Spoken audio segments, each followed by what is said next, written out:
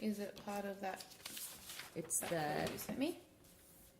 I'll give it to you to have a look through.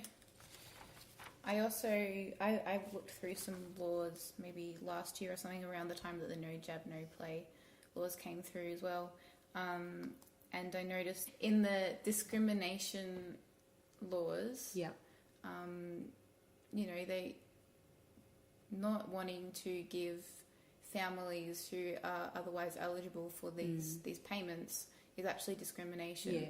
Just based on their medical choices. It is. Yeah. And I think, I mean, we are fortunately in the position where we're not dependent on the childcare benefits.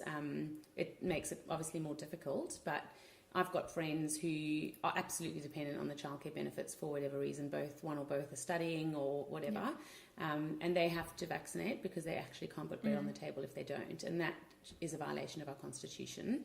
The Immunisation Handbook of Australia in section 2.1.3 says free and informed consent to vaccination must be given in the absence of any form of coercion or manipulation. Now, I feel coercion or manipulation if I don't want to do it, but I'm doing it because if I don't, I can't get my child into kindergarten, and they don't have access to that early learning, which we know from research benefits them. I feel that's coercion, and so I feel that they're violating their own code and their own handbook by implementing these laws. And I think they're violating the Constitution as well. But none of us, we're all parents. We don't have money to start taking the government to court over a constitutional issue. This is a high court issue, you know. And so they've just gone ahead with it. Yeah, I feel like with something this big that goes against our rights, there should have been some sort of say from the public with implementing the laws. And I think, I mean, what's been absolutely shocking to me, I can get that people are brainwashed by the media to think that vaccines are safe and effective, and I can get how, you know, there's all these Mamma Mia people and all these other ones that make you feel like an idiot if you question the safety of vaccines, and there's a lot of mums who, you know, we get our news off the TV or off Facebook or whatever, and there's a really strong media push, which is drug company funded, a lot of it. There's no doubt that drug companies have got a very strong presence in social media and mainstream media. And so there's a very strong... I can understand how people are pro-vax based on their impression of the media. What I don't understand is how people are allowing or supportive of a law that takes away parents' rights over their child's body. I think even if I chose to vaccinate, even if I believed that vaccines were safe, I would have an issue with the government forcing any parent to make a medical decision over their child. I just think that's the right of the parent and nobody else. Especially in the case where this is not, I mean, they nominate risks on the drug inserts. You know, everybody knows that vaccines are not safe 100% of the time. And the fact that we are coerced into willingly putting our child at risk for the sake of childcare benefits or kindergarten, I think it should be criminal. If it's not, I mean, it probably is criminal. I don't know how they're getting away with it. Well, where there is a risk, there should be a choice. Absolutely. So the quote that I found before in this document, the case review, I was just going to read out something. So Claire, before when you were talking about your experience with you know, the adverse reaction that your son had to the those 5 vaccinations in the one shot, and how you called up the adverse reaction line, I was just thinking to myself, if, you know, when you do report that injury or that reaction to vaccination, who's responsible for that? And it reminded me of this quote that I read from this paper. So it says, Australia is one of the only 3 Western nations that does not have a vaccine injury compensation scheme, despite the World Health Organization arguing it as an ethical necessity. So in the case of an injury where there is no clear indication of there is no clear indication of who takes responsibility. Exactly. So even, you know, when you do report that reaction, you know, what happens to that? Does it go to a database, or? It's in Australia, it goes to a database, and in my case, it was never the situation where compensation would have been warranted. But there are children who die and are permanently disabled from vaccines. And in Australia, there isn't anybody who's at the moment willing to claim responsibility. In America, in 1986, there was a law passed through Congress that basically completely exempted drug companies of any responsibility financially. Yep. And I think that was probably the turning point in this mass vaccination program, because basically drug companies realized they had a green light to make whatever product they wanted and put it on whoever they wanted, and there was absolutely no financial responsibility. There's no other product in the world that I can think of where the manufacturer of that product does not have responsibility over its use. So, and with most drugs, except for vaccines, the drug company is responsible. So if you take a overdose of paracetamol because it was incorrectly put together or marketed, you can sue the drug company for damages.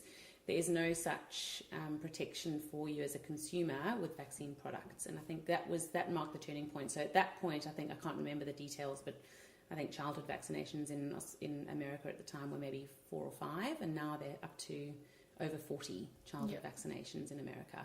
And that also, the mass production of it and rollout in America has also led to more worldwide spread. And in that time, what's interesting to note is that around about 1986, America had one of the lowest infant mortality rates. So infant mortality as a child who dies up until the age of 1. Up until 1986, America had one of the best records for infant mortality rate, and now it's got the worst in the developed world. They also have the highest vaccination program. Yeah. So. Yeah, there's a little bit in this paper about that as well. I'm just curious, can you tell us a little bit about when you started to do your research, after that point where your son had that adverse reaction and you decided that you would not vaccinate him anymore? Can you tell us a little bit about that research that you did and what you sort of found from that? Well, I did a lot of reading. I came across a lot of stuff on some sort of really wacky sites that sort of concern me. I have a problem with the fact that you're kind of dubbed either pro-vax or anti-vax. I think there should be a really key element in the middle of critical thinkers who kind of look at the evidence and weigh it up based on the cost versus benefit analysis. I don't consider myself anti-vax. I think I'm pro-choice. So I think if you decide that you want to vaccinate your child because for you the risk of the vaccine is worth taking compared to the risk of seeing your child contract measles, then you go ahead and you vaccinate your child. I believe that we should have free choice, and I don't consider myself a sort of a far alternative. I don't have a problem with far alternative greenie, hippies who decide to do that, but I don't like being grouped because of the choice I make over vaccination in a certain group, and I think part of the media push has been to marginalise and make us look like a fringe element of loony bins who don't vaccinate our children. So I tried to kind of stay away from stuff that I found on really alternative sites about, studies that were done about the risks of vaccine. And I just decided to concentrate on, I read that stuff, but I decided to concentrate on what I could find that was solid science to say that it was safe. And it's very hard as a Joe Soap doing a Google to find proper documents on drug company research and on what the government mandate in the Australian immunisation campaign. They cite lots of references, but it's really hard to find full text articles. And I've done a science degree, and I've also done at a master's level I've done research methods, and so I know how to critically analyse a research paper. And I know that when you're looking at how valid a study is and how strongly you can rely on the results of that study, there's certain things that you need to look for. You need to look at who funded the study, you need to look at the sample size of the study, and you need to look at the parameters of their research. So if they had a control group, what did the control group get? And if they had a experimental group, what did the experimental group get? And there's certain ways to judge the rigor of a study, and I found it almost impossible to find full text articles on studies that basically claimed vaccines were safe. I was able to find, because I worked at the time in a hospital, I was able to go through the hospital library and access full text for some of these things that wouldn't otherwise be available. They'd be available, but you had to pay, $65 a copy for a journal article, and who's going to do that? And so I was able to get full text articles, and out of that, even if I looked at the articles that were saying vaccines were safe, I had massive concerns because I couldn't find anything that wasn't drug company funded. I couldn't find one that had a legitimate control group. So usually when they say, they might quote an article that says, we looked at the MMR vaccine and we looked at the control group that got it and the control group that didn't, and we looked at the adverse events and, they were the same in both groups. But then what you read actually is that the control group did get the MMR vaccine, but they just got it 3 months later than the experiment group. And they only looked at their adverse events within that 3 months. So if anything came up beyond that, a lot of things that are, well documented side effects or long-term adverse effects of MMR take a while to come out. So there were these massive discrepancies where they advocated that there'd been a control group, but there was no control group, and that there was no release, or it was not public knowledge where the funding for the company for the research came. And so I just was really skeptical on the side. Even if I looked at the evidence telling me it was safe, it was junk science. There was nothing that was suitable about it. I looked at the Cochrane collaboration, which is it's considered the review of, if you go to a Cochrane review for any evidence in anything in Australia, it's the gold standard of evidence review. So they take scientific articles and they pool all of their populations, and then they do analysis across different studies. And so you can get, instead of having a sample size of 10, if you've got 100 studies and they've each got a sample size of 10, you can pool that data and suddenly you've got a much bigger population. Yep. And the Cochrane collaboration basically said that there isn't, and they were looking, this was specifically relevant to the MMR vaccine, was saying that there's not enough scientific evidence. Basically, they listed a whole bunch of massive side effects that were very evident in big group studies, and they said there's not enough evidence to say that it's safe, and that more evidence is needed and more study is needed into the efficacy of the MMR vaccine. And so that made me massively concerned, and I couldn't find one study that compared vaccinated versus unvaccinated kids over the long term. So how do you ever know whether any benefit, if there is any benefit to vaccinations in terms of reducing childhood diseases, does that group end up better long term than a child who has gone through all the natural childhood diseases? There's no evidence for that. And so I just realised, I thought the burden of proof is on the government to convince me that it's safe before I vaccinate my child. And to my absolute, I've done thousands of hours of reading, I haven't been able to find any proof that it's safe. Yep. I'd much rather take the risk of measles or something like that. And most, when I said that to the immunisation clinic, they were like, you'd rather get your child get measles, and it was, shock horror. But the fact is that people don't die of measles in Australia; they die of vaccinations. They don't die of measles. Yeah, and if measles is managed properly and managed well, there shouldn't be any complications. Yeah.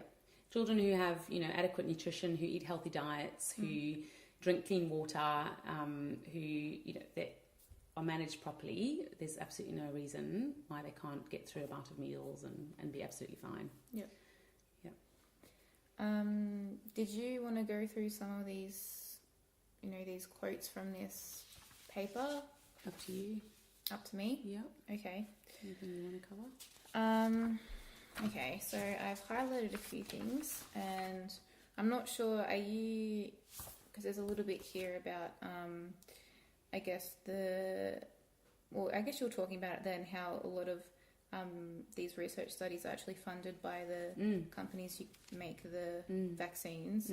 And it says here, in 2002, the editor of The Lancet... Yes, I think that's a very key quote. Yep. Yeah.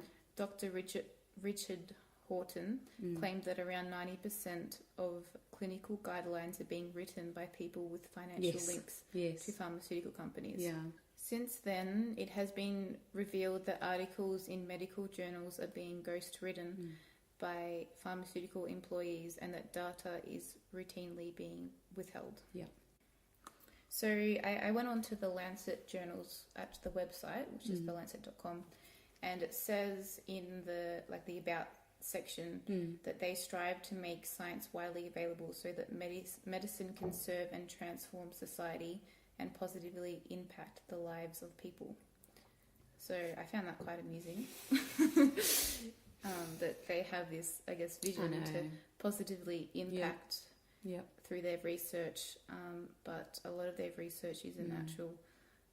Yeah, and it's interesting. The Lancet